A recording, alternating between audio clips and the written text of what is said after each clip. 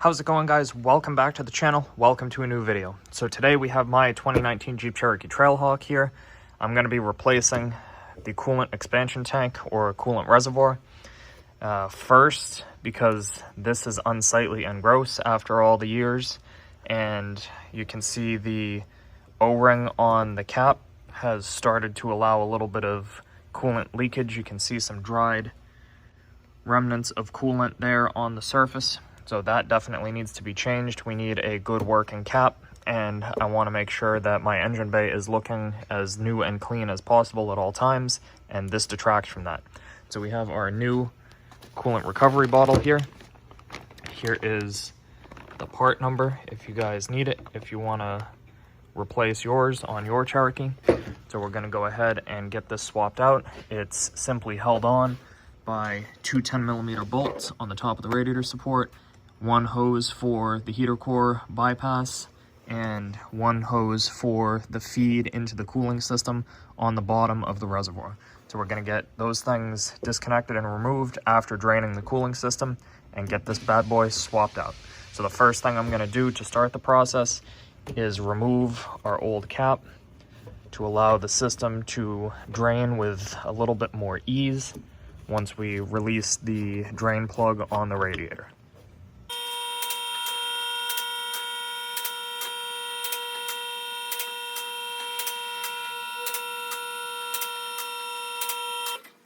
Now on the Trailhawk Cherokee models, we're going to have these underbelly skid plates all the way along the underside of the vehicle. In order to drain the cooling system on this vehicle, the first thing that we're going to have to do is remove just this front one. It's held in by these 13mm bolts. There's a total of 7 of them, 4 on the back and 3 on the front. We'll get those removed and get the skid plate out of the way. Once it is out of the way, we should be able to access our drain plug on the radiator, which is located right there, and then we'll be able to drain the cooling system.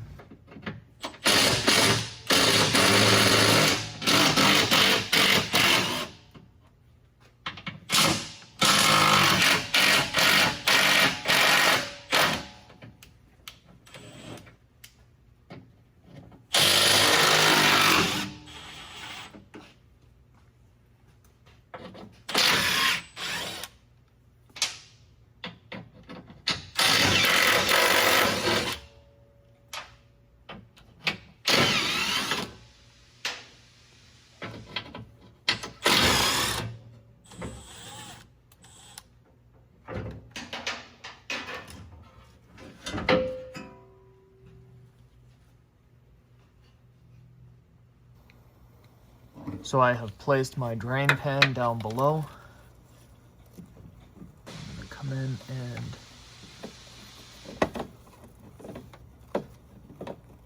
loosen our drain valve. Now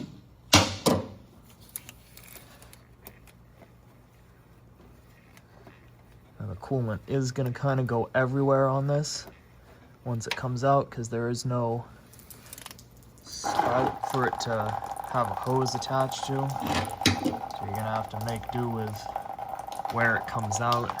Make sure you have it draining into an appropriate drain pan that can catch the spill. Now I'm going to begin removing the reservoir itself. Start by removing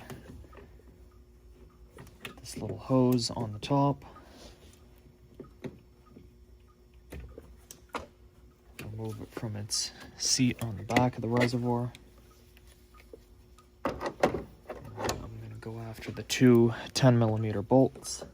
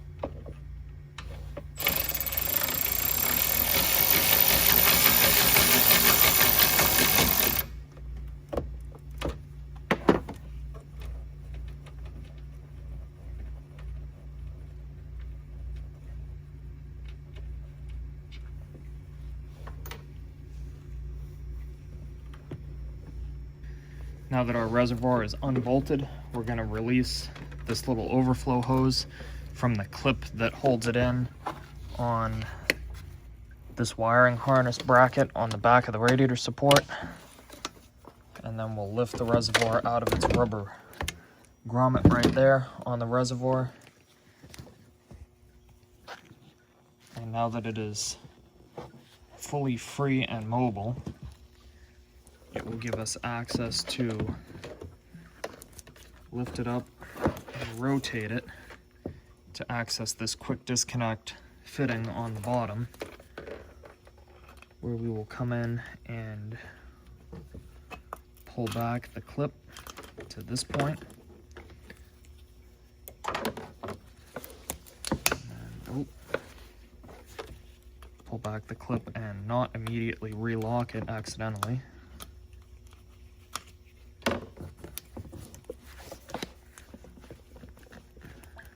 Little wiggle and pull action, and that hose comes right off and our reservoir is removed from the engine bay. Now it's time to install the new reservoir. First we'll take and connect our lower hose. Make sure that that is seated fully, and then lock the attaching clip. We'll get the reservoir seated back in its rubber grommet, and we'll put our overflow hose back in place in the wiring harness bracket. We can put our hose on the top, in its seat in the back, install it, and place our clamp back in its home. And then we'll reinstall our two 10mm bolts to the radiator support to secure the new reservoir in place.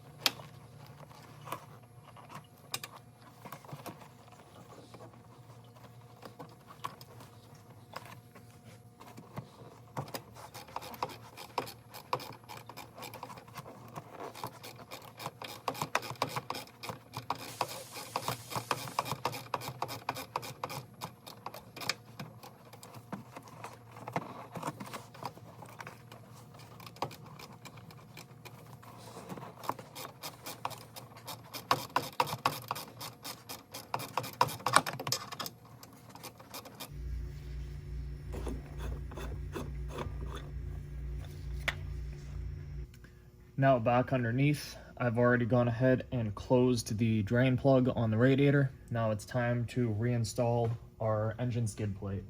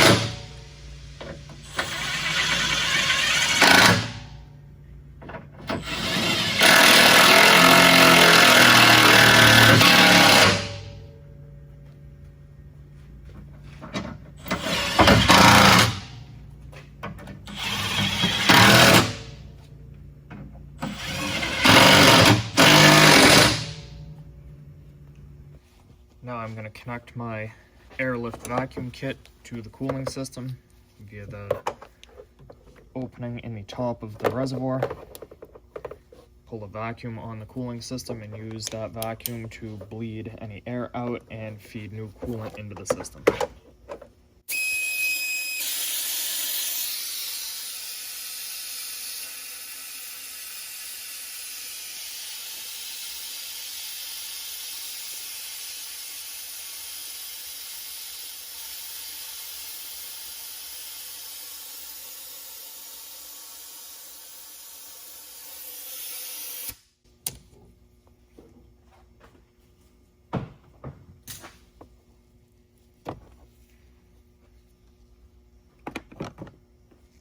So I have verified that our cooling system is not showing any leaks under vacuum. It's held 26 psi for quite some time.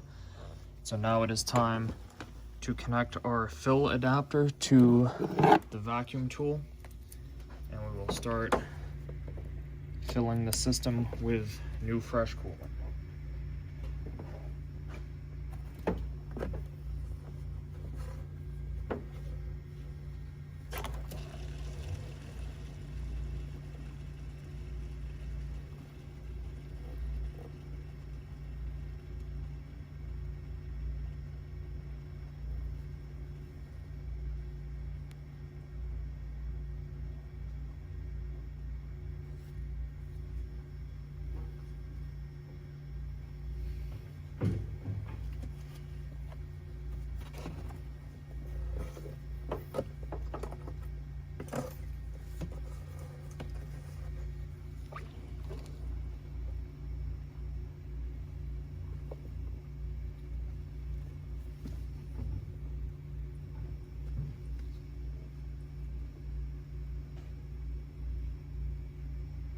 Now that our coolant level is set to the proper level, we're going to reinstall our new cap that came with the reservoir. Now we're going to start the vehicle, let it do a full thermal cycle, warm up completely, and let it sit and cool down overnight. We'll come back and check the level and adjust it back to the proper level. We'll be good to go.